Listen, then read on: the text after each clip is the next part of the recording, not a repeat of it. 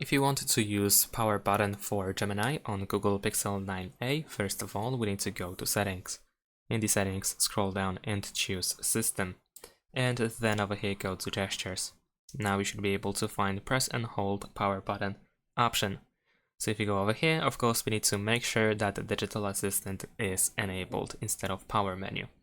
After that, we can try to press and hold the power button, and you might have Gemini immediately. In my case, I have Google Assistant. So if you also have Google Assistant, but if you prefer to use Gemini, then in this case we need to go to the Gemini app. If you don't have the app for some reason, then you can download it for free from the Play Store. Now scroll down, press continue, scroll down again, press use Gemini, and that's all. So now if I press and hold the power button, I actually use the Gemini. And that's it. Thanks for watching, leave a like and subscribe to my channel, and see you in my next videos. Bye!